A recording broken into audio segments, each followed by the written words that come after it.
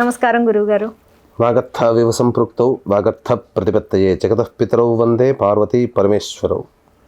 సదాశివసమారంభాం శంకరాచార్య మధ్యమాం అస్మదాచార్యపర్యంతం వందే గురు పరంపరాం.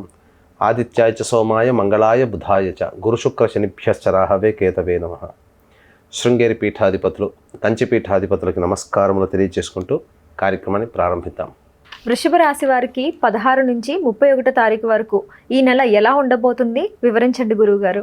వృషభ రాశి వారికి చూసుకున్నట్లయితే ప్రధానంగా ఈ 16 నుంచి 37 తారీఖు వరకు ఏ విధంగా ఉండబోతుంది అనే విషయాన్ని తెలుసుకునే ముందు గ్రహ సంచారం ఏ విధంగా ఉందో తెలుసుకుందాం. రాశిలోనే కుజ గురు యొక్క సంచార ప్రభావం, లాభంలో రాహువు, పంచమంలో కేతువు, తృతీయ ముందు రవి బుధ శుక్రులు, అలాగే దశమ మందు శని వక్రీకరించి స్థితి పొంది ఉండడం. ఈ కారణం చేత ప్రధానంగా ఈ యొక్క వృషభ రాశి వారికి ఈ యొక్క జూన్ మాసం నుంచి చేయవలసినటువంటి పనులు రిపీటెడ్గా చేసేటువంటి అవకాశాలు ఎక్కువగా కలుగుతాయని చెప్పొచ్చు. ముఖ్యంగా ఉద్యోగార్థులకి చక్కటి ఉద్యోగ అవకాశాలు లభిస్తాయి.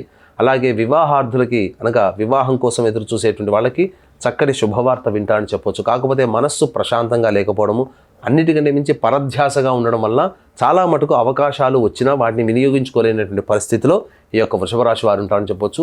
అయితే ప్రధానంగా 16 నుంచి 31 తారీఖు వరకు గ్రహ సంచారం అనుకూలంగా ఉన్నటువంటి కారణం చేత అన్ని రకాలుగా మంచి శుభ ఫలితాలు పొందుతారని చెప్పొచ్చు. ఇక వ్యాపారస్తులు, చిరు వ్యాపారస్తులు, కుల వృత్తులు, చేతి వృత్తుల్లో ఉన్నటువంటి వారికి అధిక ధనాదాయం కలుగుతుంది. ఇక ముఖ్యంగా విద్యార్థులకి గురించి చూసుకున్నట్లయితే ఈ యొక్క విద్యార్థులకి నూతన కళా ప్రవేశాలు వాళ్ళు అనుకున్నటువంటి విధంగా అనుకున్న చోట లభించే వార్తలు మీరు వింటారని చెప్పవచ్చు. ఇక ముఖ్యంగా గమనించుకున్నట్లయితే ఈ యొక్క వృషభ రాశిలో జన్మించినటువంటి వారికి ఏ రోజు ఏ విధంగా ఉంటుంది, ఎందుకంటే ప్రతి మానవుడికి కూడాను సమస్యలు ధనం వల్లనే వస్తాయి. కాబట్టి ఏ రోజు ధన వ్యయం అధికంగా ఉంటుంది, ఏ రోజు ధన రాబడి ఉంటుంది, దీన్ని దృష్టిలో పెట్టుకొని మీరు ప్రయాణం చేసినట్లయితే తప్పకుండా ఆ రోజు విజయంగా మీరు ఉండవచ్చని చెప్పవచ్చు. కాబట్టి ఇక 16వ తారీఖు రోజున, 17వ తారీఖు రోజున, 18వ తారీఖు రోజున ఈ వృషభ రాశి వారికి చాలా అనుకూలమైనటువంటి సమయం.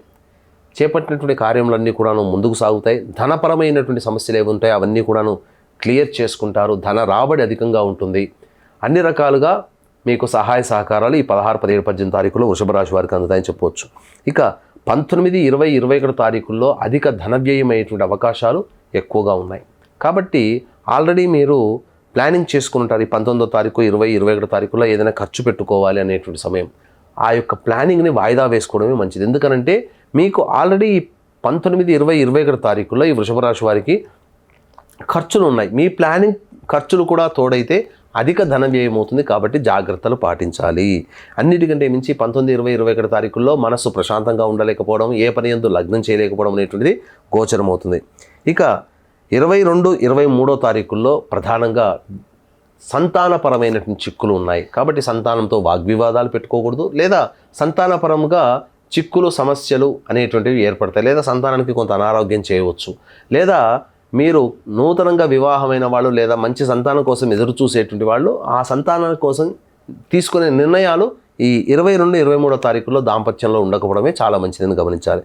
ఇక 24, 25 తారీఖుల్లో కనుక గమనించుకున్నట్లయితే మీ యొక్క పేరు ప్రఖ్యాతులు పెరిగేటువంటి సందర్భములు, ముఖ్యంగా మీ యొక్క పనుల వల్ల మీకు మంచి పేరుతో పాటుగా సంతోషంగా ఉండడం, ఆత్మవిశ్వాసంతో ఉండడంతో పాటుగా మీకు ధన రాబడి కూడా గోచరమవుతుంది. 26, 27 తారీఖుల్లో విశేషించి ధనప్రాప్తి, ఏ రంగంలో ఉన్నటువంటి వారికైనా కానీ ఆ రంగంలో ఉన్నటువంటి వారికి వారు చేసినటువంటి ప్రయత్నాల వల్ల ధనప్రాప్తి అధికంగా ధనప్రాప్తి కలిగేటువంటి అవకాశము.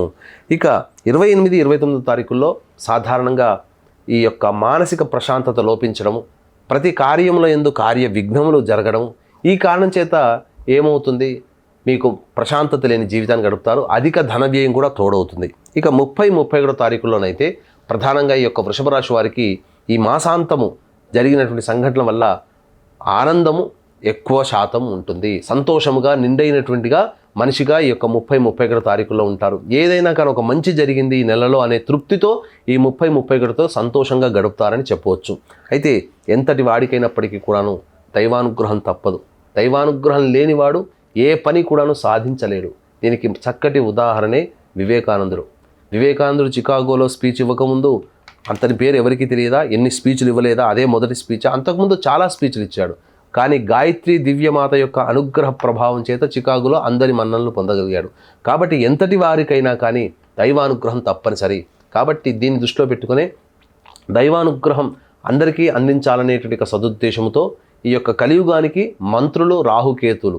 కాబట్టి రాహుకేతుల ప్రభావం కలియుగం మానవుల మీద ఉంటుంది. కాబట్టి ఈ రాహుకేతు క్షేత్రమైనటువంటి శ్రీకాళహస్తిలో గురు పౌర్ణమి సందర్భంగా రాహుకేతు పూజ, అలాగే శనిదోషము, కర్మదోష నివారణకి సంబంధించినటువంటి పూజాది కార్యక్రమాలు, హోమాది కార్యక్రమాలు, విద్యార్థుల కోసం ప్రత్యేకించి సరస్వతి దక్షిణామూర్తి హోమాలు, మరియు వివాహము, ఉద్యోగము, దాంపత్యము, అనారోగ్య సమస్యలకి 18 రకాల హోమాలు కేవలం 1500 రూపాయల రుసుముకి చేయించడం జరుగుతుంది. దీన్ని నమోదు చేసుకునే వాళ్ళు కార్యక్రమ తదనంతరం కాంటాక్ట్ చేయవచ్చు.